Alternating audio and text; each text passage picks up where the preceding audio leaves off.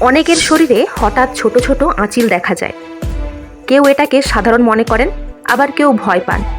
কিন্তু আপনি কি জানেন আঁচিল আসলে কেন হয়?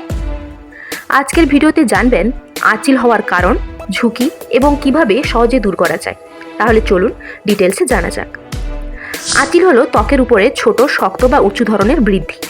এটি সাধারণত ভাইরাসের কারণে হয়। বিশেষ করে HPV ভাইরাস ত্বকের কোষ দ্রুত বাড়িয়ে আঁচিল তৈরি করে। আঁচিল সাধারণত দেখা যায় মুখে, হাতে, ঘাড়ে, পায়ে, কখনো কখনো শরীরের অন্য জায়গাতেও হতে পারে।